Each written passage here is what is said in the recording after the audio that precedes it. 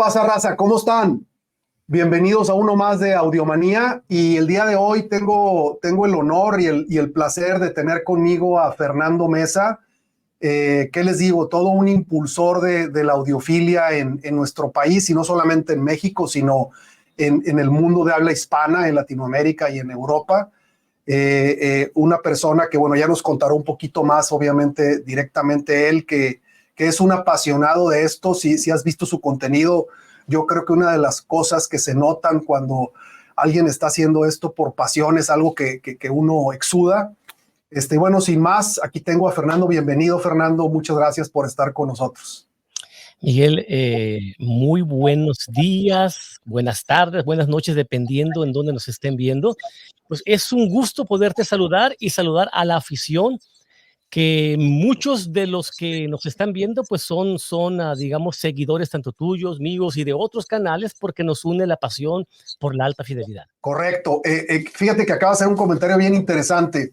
Platicábamos antes de entrar al aire, nada más voy a hacer un minuto de introducción de este tema, que creo que es importante, que nos interesa a los dos generar más, pues ahora sí que más awareness, que la gente sepa más acerca de que la gente joven sobre todo sepa más de este hobby, porque creo que vale la pena que este contenido sea compartido con estas plataformas a las que tienen acceso los chavos, ¿no? Sí, y además el hecho de mandar un mensaje, ¿no?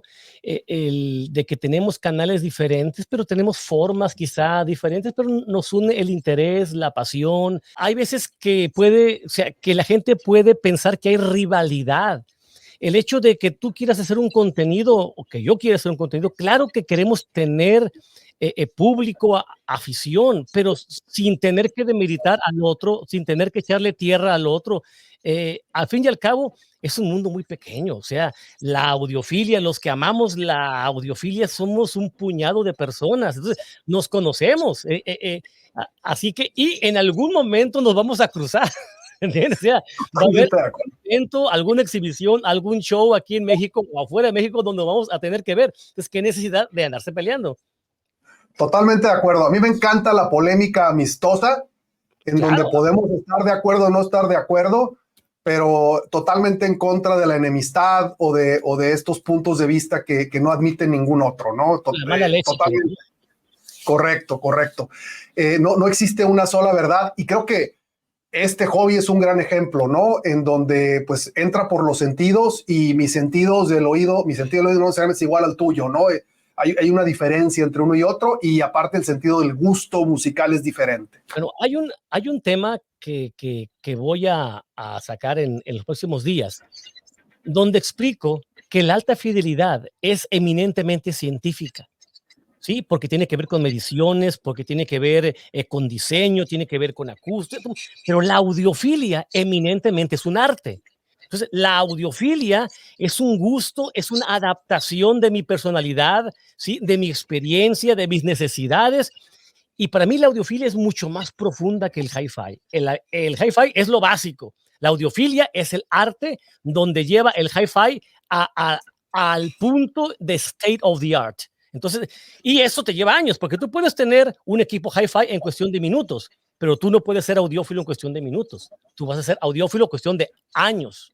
¿Cómo empezaste en la audiofilia? Que tiene como dos vertientes esta pregunta. ¿Cómo empezaste en la audiofilia, Fernando? Si nos puedes contar un poquito de esto y luego, si lo gustas complementar, ¿en dónde estás hoy como audiófilo y qué más te ha dado este hobby, además del gusto de disfrutarlo? La entrada a la audiofilia fue tremendamente casual.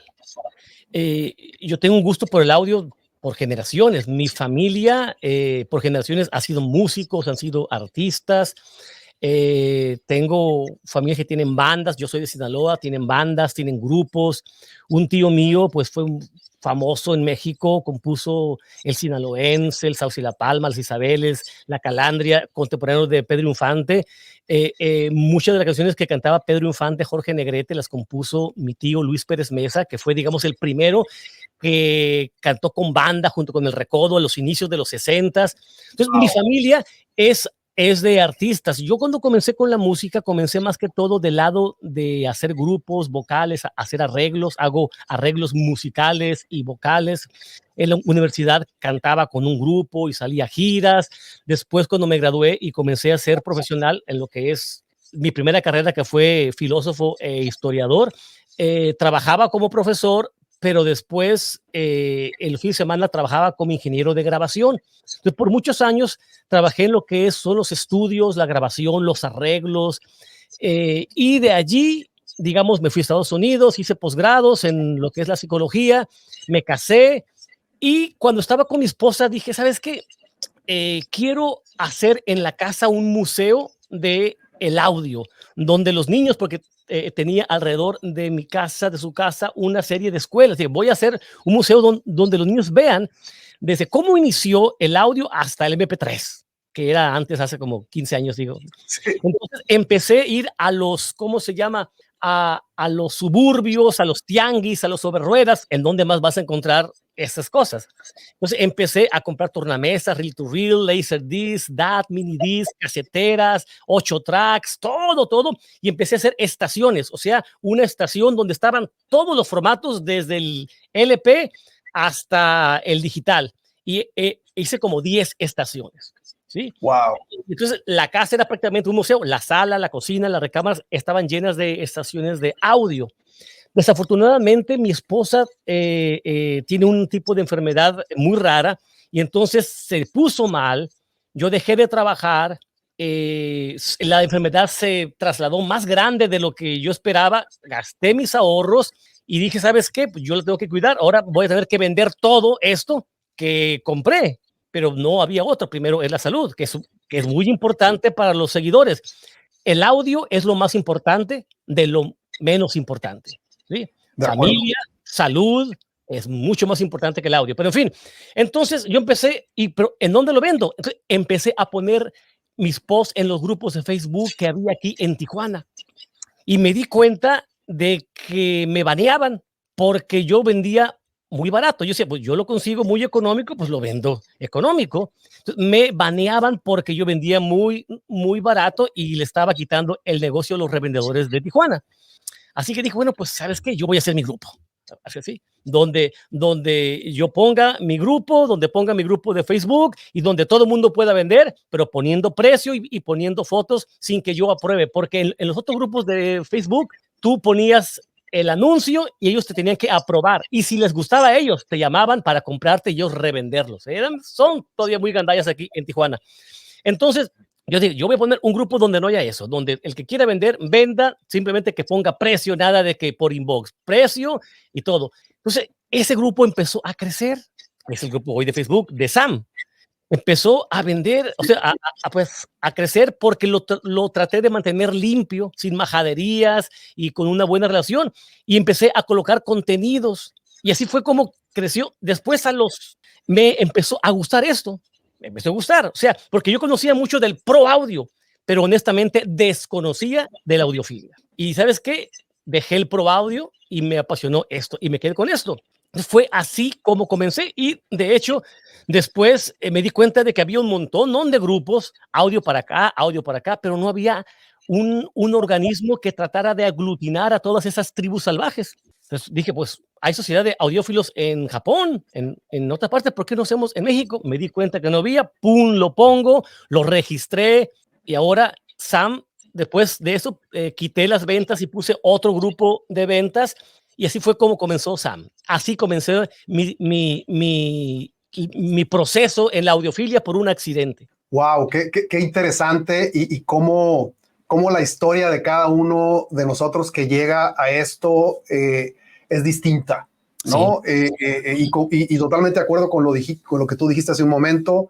La salud es lo primero, la familia es lo primero, lo de los hobbies y todo lo demás va en segundo plano. Así es. Cuéntanos un poquito de cómo nace la CONSAM, que es el Congreso de la Sociedad de Audiófilos Mexicanos. La convención, sí. Mira, pues convención. Continuando con la línea que se estaba mencionando, al formar la Sociedad de Audiófilos Mexicanos como grupo de Facebook, empezamos a tener una interacción muy diferente. Su servidor, soy psicólogo, Entonces, me gusta mucho la salud mental, me gusta mucho la convivencia sana, honesta, clara, transparente, sin drama, pero tampoco sin bullying, sin ataques. Y empecé a crear un ambiente y un entorno muy diferente a lo que existía alrededor en Facebook.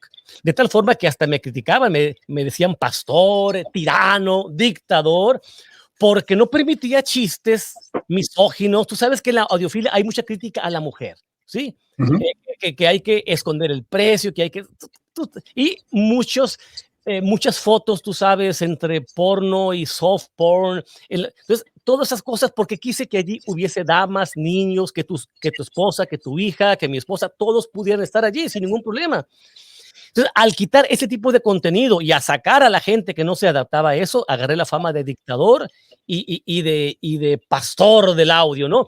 Entonces, pero se fue formando una comunidad muy sana. Es decir, es como un sedazo, empiezas a que quede la gente que realmente valga la pena. Y una vez que nos quedamos un buen grupo, dijimos, ¿sabes qué? ¿Por qué no nos reunimos? Ya interactuamos, ya polemizamos, ya hablamos, ¿por qué no nos vemos?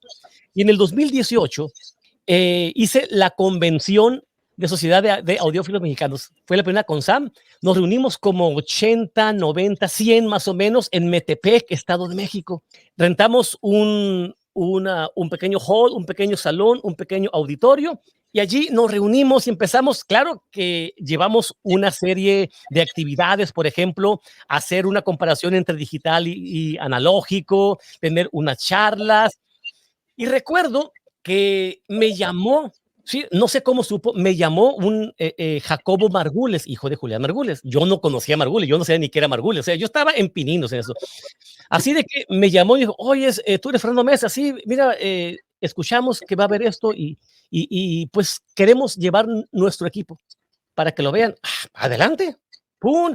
Entonces fue Jacobo para allá y era el único sistema que allí estaba, ¿sí?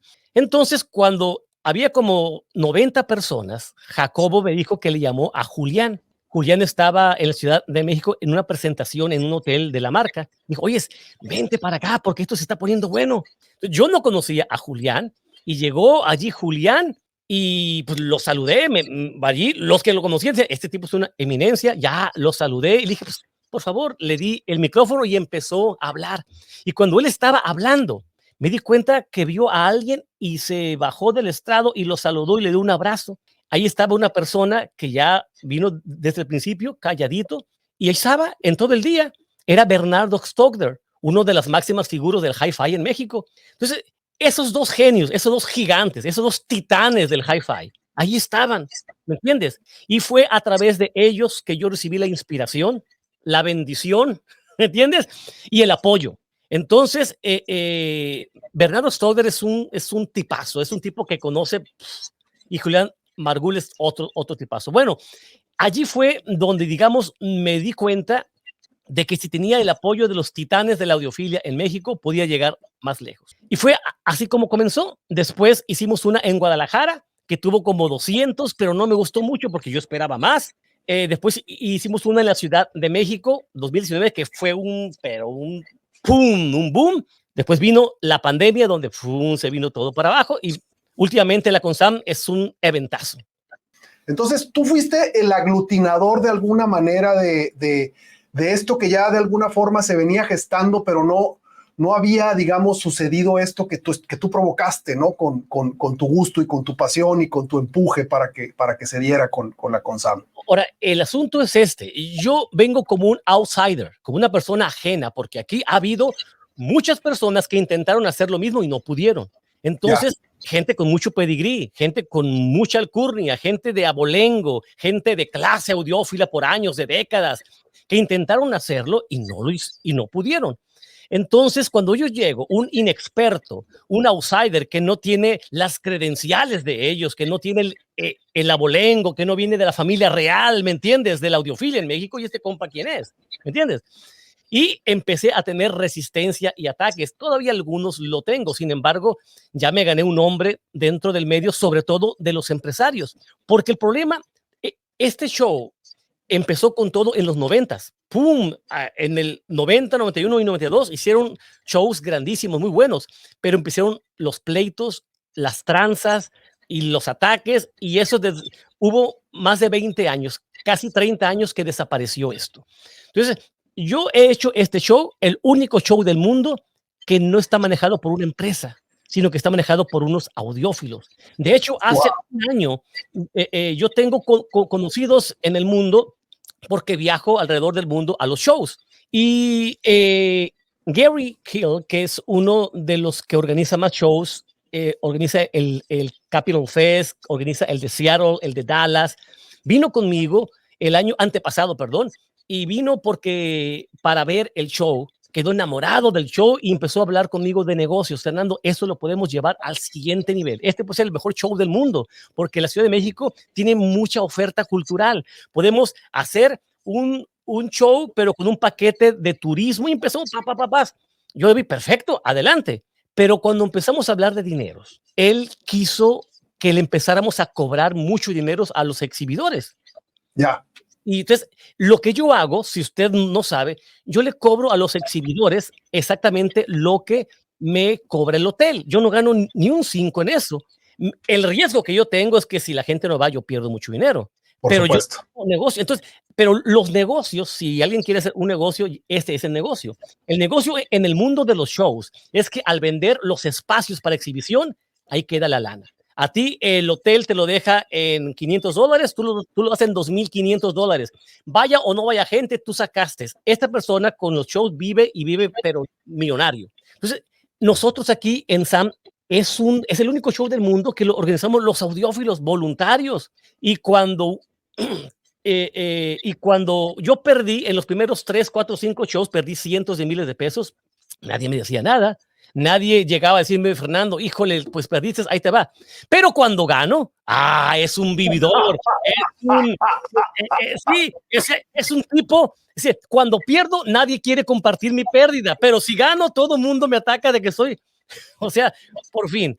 Ese es el problema. Sin embargo, me gané el respeto de la industria, y eso para mí es muy importante, porque la industria sabe que puedo aglutinar a toda la industria y tengo credibilidad, porque sabe que no los voy a financiar. ¿Sí? Pongo el contrato millonario con el hotel y yo asumo el riesgo. Entonces, si la gente va, pues puedo sacar, porque hay muchos gastos de organización, de propaganda, de aviones, traemos a Francisco del Pozo, vamos a traer, por ejemplo, también a Lane, a Bison desde Canadá.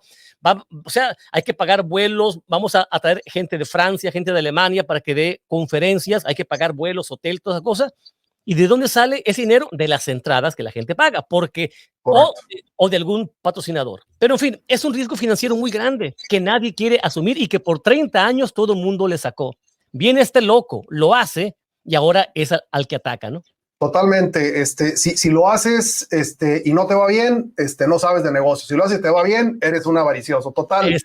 Al final, lo más importante en este mundo es hacer oídos sordos a las críticas, incluso hasta las alabanzas, ¿no? No, claro. Enfocarse en lo que le gusta y hacerlo de la mejor manera. Y como bien dijiste, algo que es lo más importante, nunca perder la credibilidad. Eso creo que es es la firma de cada persona. Correcto. Me sentí identificado contigo un poco porque mencionabas bien el outsider, ¿no? Viene la persona que no ha estado en esto o que no ha estado en esto, digamos, de muchos años y con ese pedigrí, ¿no? De igual manera, yo cuando empecé en esto, o sea, pues siempre ha sido una afición, ¿no? Una afición personal. No he ido a ningún show importante más que al Consap Gadgets, el único show, mi primer show. Pero en diciembre vas a ir. Y además, pero eso es un hecho, ya tengo separado mi lugar, ¿no? Cuenta con eso, Fernando. Pero a lo que voy es que yo viví muchos años en Monterrey, entonces, bueno, tenía la fortuna de poderme cruzar a la frontera. Tú sabes lo fácil, viviendo en Tijuana, se ahorra un dineral, ¿no? Comprando de aquel lado, nada más en puros impuestos. Entonces, esa fue, digamos, la fortuna que yo tuve. Por eso en ningún momento me sentí yo atraído a visitar shows en mi vida. Creo que hay mucha gente que no lo hace porque tiene formas, digamos, diferentes de hacerse de este tipo de equipos. Sin embargo, una cosa que también creo que aglutinó a los audiófilos, sobre todo a partir de la pandemia, han sido las redes sociales, Fernando. Claro que sí. Sí, ¿no?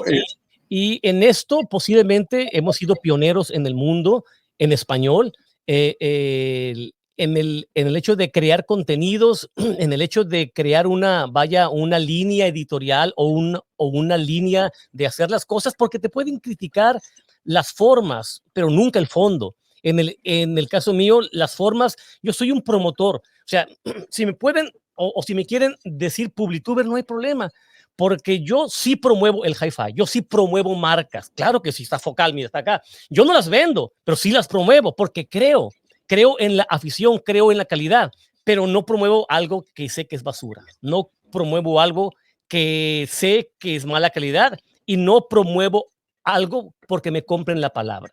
Si bien es cierto de que no hay, o sea, nadie puede pagarte para que digas algo, o nadie debería pagarte para que digas algo, eso es muy importante. Cuando vienen las marcas y me traen cosas, eh, ese es el problema, de que yo digo, ¿sabes qué? Soy totalmente independiente. Las asiáticas, muchos me critican porque yo casi no promuevo marcas asiáticas. Tengo toneladas de emails y de ofertas. Las marcas asiáticas, la gran mayoría, quiere imponerte lo que tú digas. O sea, te quiere pagar, cosa que yo no sé, pero ni una paga por una revisión, pero te dan el sketch, o El sea, guión. el guión de lo que tienes que decir. Y dije, no, no, no, no. Entonces, he rechazado toneladas de marcas asiáticas. Número uno, porque no voy a proveer algo que no es alta fidelidad. Y número dos, porque no voy a permitir que alguien me diga lo que tengo que decir.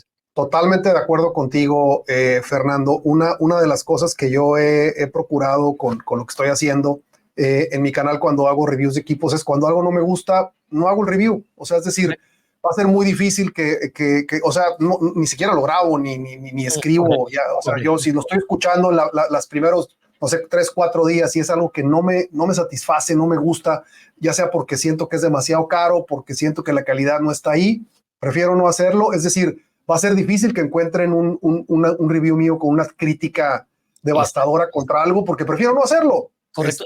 No estamos aquí para hablar mal de nadie tampoco, ¿no? Esa es porque al fin y al cabo, estimado Miguel, esta es tu opinión. Y posiblemente por tu opinión, posiblemente ese es un buen producto, pero a ti no te gustó. Y tú vas a causarle un daño a esa marca por tu opinión, porque tienes seguidores, porque tienes influencia. La gente cuando me critican, Fernando únicamente habla bien de todos. Sí, lo que tú no sabes es que hay muchas marcas que rechazo. Lo que tú no sabes es que hay muchos modelos que regreso. ¿Por qué? Porque la filosofía y la intención de este canal, que es el de su servidor, es simplemente recomendar lo que a mí me gusta, lo que creo que a ti te puede servir. Lo que no me gusta, lo que rechazo, simplemente ni lo menciono, por respeto a las demás marcas, porque posiblemente ese es un buen producto, pero a mí no me gustó. Y como yo no soy, ¿sí?, la última palabra del audio, puedo estar equivocado, puedo dañar la imagen de esa marca, así que simplemente no digo nada. No lo podía haber dicho mejor, totalmente de acuerdo contigo. De pronto se me pasa decirlo en mi canal. Yo estoy compartiendo mi opinión personal, cómo se escucha en mi habitación con el equipo que tengo. Puede ser que se escuche mejor en otro lado, puede ser que se escuche peor. Claro, No me puedo ser claro. responsable de eso, ¿no? Ya depende de cada uno.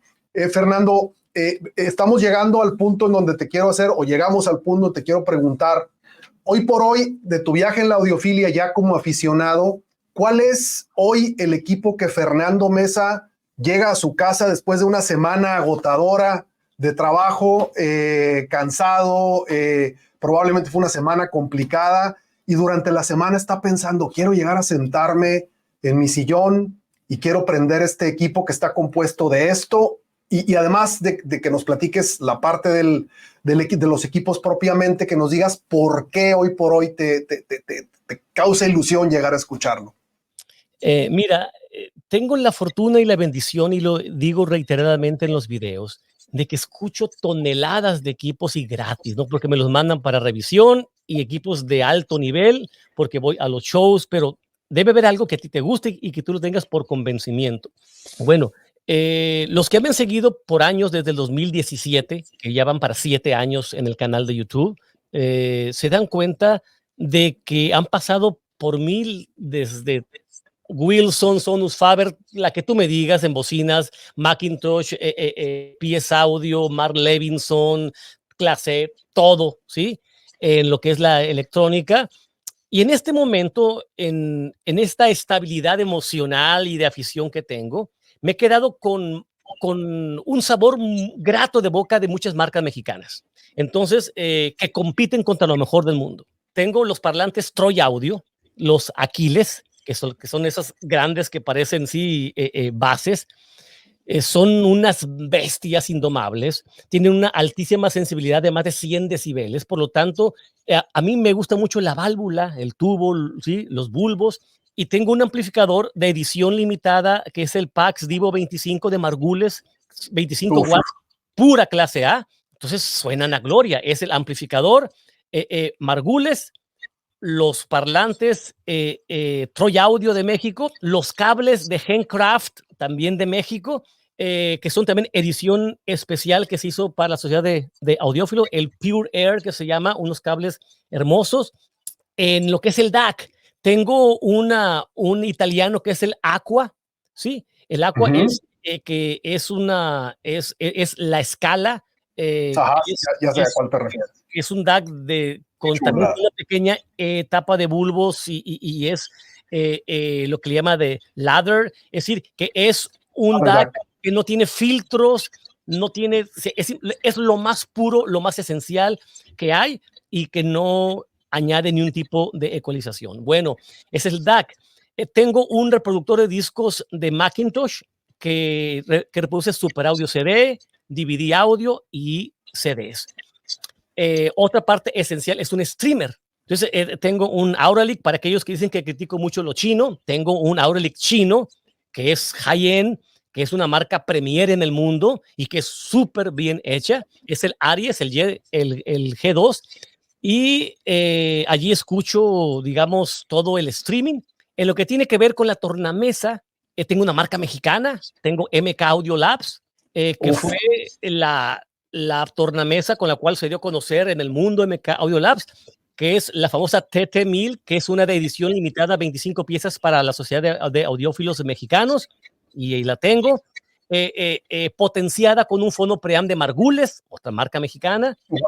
Sí, ese es mi sistema. En cuanto a la protección de electrónica, tengo dos power conditioners, uno de Jex Acoustics, marca mexicana, tope de línea, y otro de Chunyata, que es, digamos, la mejor marca en el mundo para la protección de los equipos. Entonces, a ver qué más. Bueno, tengo un amplificador de audífonos, de válvulas, que es de la marca inglesa Quad, muy bonito, bestial. Y tengo para escuchar audífonos primariamente, pues mira, los edición limitada de MS Audio 109 Pro, que se hizo claro para que los vi en la Consam Gadget. Sí, y los Stelia, que son uno de los topes de línea, junto con los Utopía de Focal. Correcto. Wow, no, pues entonces estás armado, Fernando. Y lo más importante, que es la mayor inversión, es el cuarto. Claro. ¿sí? Es decir, este cuarto fue diseñado por el ingeniero Ramiro Colazurdo y fue diseñado desde los cimientos, o sea, todo, la cuestión del piso, de las paredes, lo electrónico, lo acústico, las medidas, o sea, todo está conforme a los estándares internacionales de la BBC de Londres y de lo mejor que hay en el mundo, con los mejores materiales, con red eléctrica separada, con una tierra física que cuando lo pusieron pensaron que era para un edificio de 5 o 7 pisos. ¿Sí? O sea, dijeron porque es como un misil de casi 2 metros, enterrarlo, y pensaron que era para un edificio, ¿no? Es para este cuarto de música nada más. Entonces, cuando probaron, el eléctrico probó, ¿sí? Los ohms que tiene de silencio. Esto, o sea, nunca en mi vida, ni en los estudios de grabación, hay una corriente eléctrica tan limpia, ¿sí? Pues todo eso fue una gran inversión para tener un equipo de referencia. ¿Por qué? Porque si voy a dar una opinión de un sistema, tengo que hacerle justicia y colocar ese sistema, ese DAC, en un lugar donde pueda dar su mejor versión. Si lo pongo en un lugar donde está rebotando todo, ¿sí? Donde hay entonces yo estoy juzgando un equipo con un entorno desfavorable, ¿sí? Así de que por eso vino la inversión, al tomar seriedad de lo que yo estaba haciendo. Bueno, si estoy dando opiniones y mucha gente está comprando en base a lo que yo opino, debo ser mucho más serio. Entonces, invertir más de $100,000 en el puro espacio para que cuando yo diga algo, por lo menos le estoy permitiendo a ese aparato brillar, ¿sí? Y dar su mejor versión. Wow, qué interesante. Creo que también acabas de decir algo que es súper importante para los que hacemos esto. Sobre todo al principio, no me vas a dejar mentir, cuando uno inicia a generar contenido, pues uno lo hace por gusto, ¿no? Uno lo hace porque realmente lo quiere hacer. Dije tanta tontería, Miguel, dije tanta tontería cuando comencé que hoy veo los videos y digo, ¿en dónde me salió la cabeza? Pero uno es muy honesto, pero eso no me quitaba lo ignorante. E incluso estoy abierto y estoy totalmente franco y acepto de que en 3 años posiblemente me ría de lo que hoy digo, pero eso, ¿qué va a significar? Que crecí. Eso va a significar que evolucioné. Entonces, no me arrepiento porque lo que en ese momento pensaba era lo que yo pensaba, nunca lo dije con dolo. Y así somos, porque eso es la audiofilia, es un proceso. Y lo que hoy mantenía como verdad absoluta, quizás después me río de lo que hoy pensaba. Yo recuerdo mucho alguna frase que escuchaba por ahí decir a mi abuelo que decía, así soy y no voy a cambiar, ¿no? Y eso es una frase que yo tengo muy grabada en la mente porque después de leer algo de neurociencias, que no me dedico a eso, pero pues de leer algunos libros por ahí, aprendí o entendí que algunos médicos eminentes, y tú que eres psicólogo, doctor en psicología, probablemente lo puedas confirmar o denegar, que el cerebro es plástico, es decir, y sigue siendo plástico toda nuestra vida. O sea, podemos cambiar lo que pensamos, podemos seguir aprendiendo, no importa la edad que tengamos. La experiencia siempre se va a estar acumulando y nosotros podemos utilizar nuestra mente para adaptarnos a nuestras experiencias y seguir aprendiendo, ¿no? Y seguir creciendo, que es lo que estabas tú comentando ahorita. Y estoy totalmente de acuerdo contigo. Siempre debemos de estar abiertos a aprender algo y a que alguien sepa más que nosotros y que nos va a decir qué es lo que opina y que si nos toca a nosotros corroborarlo y pues tratar de sacarle lo mejor a la opinión de los demás o a los hechos que los otros nos demuestran, ¿no? Totalmente de acuerdo, Fernando. Eso que tú mencionas es totalmente cierto. El neuroplasticismo, la capacidad. Ahora, esto no es viejo, esto es nuevo, porque se está descubriendo. Yo cuando terminé mi doctorado en el 2000, ¿qué será? 12 más o menos, hace 12 años, había mucho avance en lo que tiene que ver con los escáneres cerebrales. Yo tengo que estar continuamente validando, ¿sí?, mis credenciales, y entonces tengo que ir a los laboratorios para ver los avances de los escáneres en el cerebro. O sea, los escáneres, para los que no entienden, es como un pequeño cámara que entra a las zonas donde antes no se conocía, y muchos paradigmas que antes había sobre el cerebro están cambiando. ¿Sí? Y se está encontrando que el cerebro es maravilloso, que hay áreas que tienen ciertas funciones y ciertas conexiones que antes no se conocían, porque ahora podemos tener esos escáneres y ver exactamente cuando tú piensas algo, qué zona del cerebro está estimulando. Cuando tú escuchas música, qué zona. Cuando escuchas, incluso, aunque les duela a algunos, cuando escuchas blues, clásico, reggaetón, rock, estimula áreas diferentes del cerebro y produce diferentes sensaciones, que eso va a ser para otra plática. Pero a lo que te quiero decir es lo siguiente: el cerebro es maravilloso, y una de las cosas que yo vocalmente he expresado mi desacuerdo con muchos ingenieros que son cuadrados y que únicamente creen en fórmulas, es decir, esto es así porque este número, no, no, no, no. Tú no puedes emular un micrófono a un cerebro. El micrófono puede emular pero el cerebro es todavía más grande, es más profundo, más misterioso. Entonces, cuando nosotros colocamos un equipo de sonido, estamos colocando esta inmensa máquina en interacción con eso. Y por eso uno escucha cosas que, aunque midan de esta manera, yo lo percibo de otra manera. Entonces, eso es algo muy maravilloso, y por eso es tan pasional la audiofilia. El hi-fi es muy sencillo. Sí, simplemente esto son las medidas, las especificaciones, debe de sonar bien. ¿O no? El audiófilo no asume eso. Prueba, comprueba, cambia, combina, interactúa, mueve, modifica y empieza a jugar con eso. Por eso es un arte.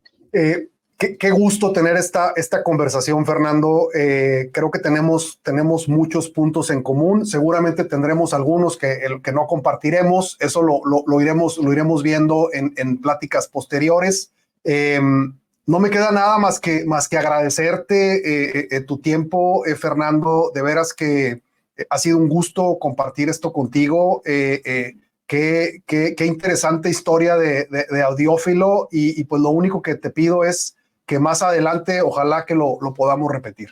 No, es un gusto poder tener contacto contigo, con tu comunidad y animarles para que inicien este proceso, este viaje que es fascinante. Es realmente fascinante poder interactuar con la música, poder interactuar con tus memorias, poder interactuar con personas, aprender, crecer. Y nunca olviden esto, y con esto quiero cerrar. En la investigación que hicimos nosotros, en el caso de tu servidor, para hacer mi tesis doctoral en Sacramento, California, probamos en un laboratorio, 20 personas haciendo 20 cosas diferentes por más de 10 días cambiando esas 20 personas. Es decir, en un día había 20 personas con sus escáneres haciendo 20 cosas diferentes. Siguiente día había otras 20 personas con sus escáneres. O sea, las 20 personas hacían cosas diferentes y esas 20 cosas diferentes se repetían por 10 veces con 20 personas diferentes para medir y evaluar qué se estaba interactuando en el cerebro y qué estaban haciendo, estaban leyendo, estaban haciendo videojuegos, incluso estaban viendo porno, ¿sí? O sea, porque uno les decía, ¿no? Y otros estaban viendo cierta película, otros estaban dibujando, otros estaban tocando un instrumento, todo estaban haciendo algo diferente, otro estaba haciendo algo manual, Ni una actividad tenía más actividad cerebral que escuchar música. Wow. Entonces, escuchar música te previene contra el Alzheimer, te previene contra la demencia senil, te baja tu presión arterial, te reduce el estrés, te reduce el dolor, hace interconexiones cerebrales que permiten que zonas que están olvidadas. Y te digo por qué. Porque hay muchas escenas de nuestra vida que lo único que lo conecta es una pieza musical y que únicamente necesita volver a escuchar eso para hacer esa conexión que estaba olvidada en el pasado y diversificar las redes neuronales de tu cerebro. Por lo tanto, hay muchas cosas que de eso yo voy a hablar en Perú, en el show de Lima, de los beneficios de esta afición. No es únicamente invertir, no es presumir un equipo, no es proclamar que sé más que tú, no, es vivir una experiencia que es única. Como tú, quisiera cerrar yo también con un comentario, Fernando, y entonces podemos acordar que la música es el estímulo de estímulos en la parte positiva, ¿no? Así. Es decir, y no solamente es una opinión, esto es algo que tú has comprobado como científico en la psicología, y bueno, pues nos quedamos con eso. Sigamos en este gran mundo de la audiofilia y sigamos estimulándonos de manera positiva con la música y pues nos conectamos en la que sigue, Fernando. Muchas gracias. Un gusto y un saludo a todos ustedes. Gracias. Saludos, raza. Muchas gracias.